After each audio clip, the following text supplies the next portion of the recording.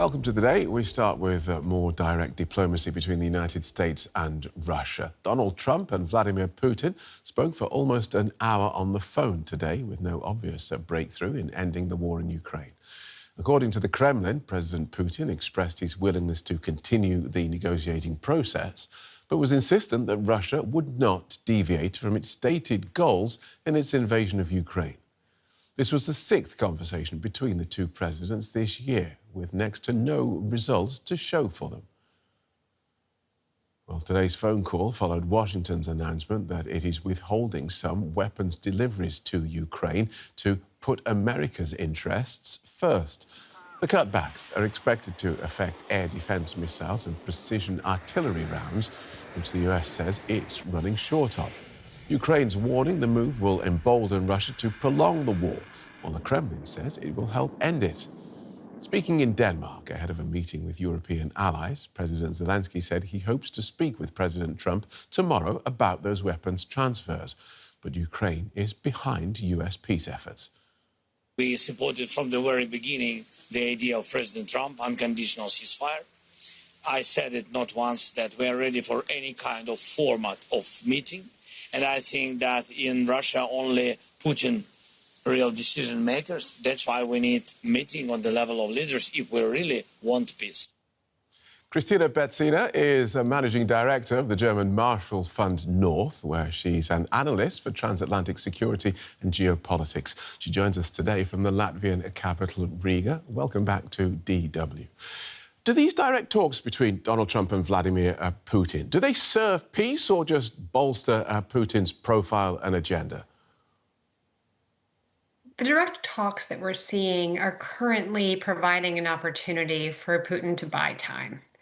He wants to be a part of the process, to engage with Donald Trump in order to make sure that his opinion is heard and to make the peace talks or a movement towards peace talks seem alive. But Putin has not been very interested in providing very much in the way of concessions to the West. And when you put that now together with freezes on U.S. military equipment to Ukraine, it seems that these conversations are serving Putin's purpose way more than they are serving Ukraine's. OK, because peace talks, there are no peace talks. There have been talks about talks. And we heard from today's phone call that the Russian president repeated his refusal to give up his objectives in Ukraine. So are peace negotiations off the table? You would need to get Putin to come to that table and to want to make concessions, and we simply are not there yet. The Ukrainians are having a very tough summer. They are, again, experiencing a significant aerial onslaught, and the battlefield realities on the front lines are not different. From a Russian perspective, there's a tremendous opportunity to cause more pain in Ukraine, to capture more territory, to wear down the psychological will to fight on the Ukrainian side, and to use the process of conversation to hold off the prospect for more sanctions. Because every once in a while, you have the United States flag the idea that there could be more sanctions or tough measures put out against Russia. But we have not seen that come to pass. And the feeling in the administration is that there isn't much appetite for that. And so you don't have many blunt instruments against Putin. He is using very blunt instruments against the Ukrainians. And what we need to be looking forward to in the interest of Ukraine is, frankly, the winter coming. The hot conditions, the dry weather are right now reinforcing the ability to have a very active war. When the physical conditions change, when again we approach winter, when more time has also been put against the Russian economy, Putin might feel under more pressure. Right. Before we get to winter, though, we have to get through this bad summer, as you put it.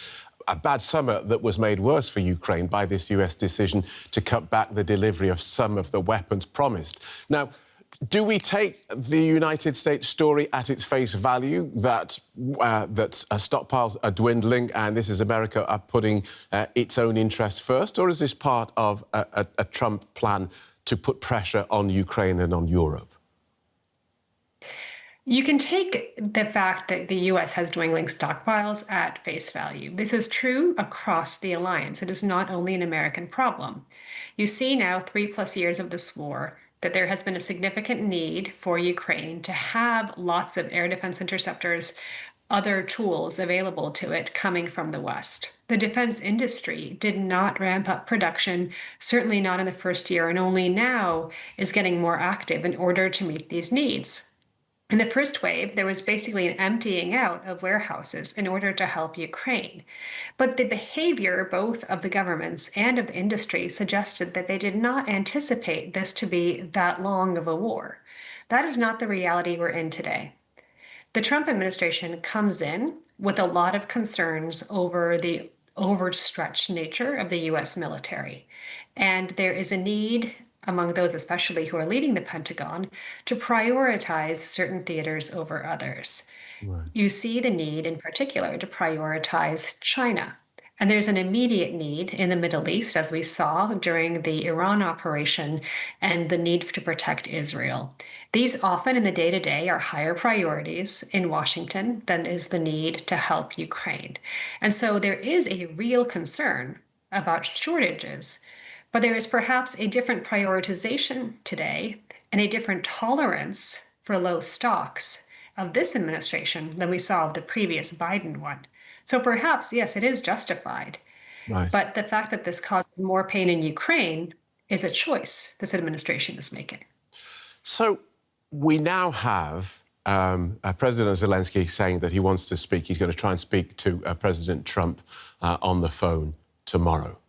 What is clear to everyone here in Europe is that the consequences of a Russian victory in Ukraine are very stark. You know, once they take Ukraine, then the rest of us aren't necessarily safe. What is the appeal to US interests, US self-interest that Zelensky can make against America effectively taking Russia's side in this? Where is the American interest in holding Russia back?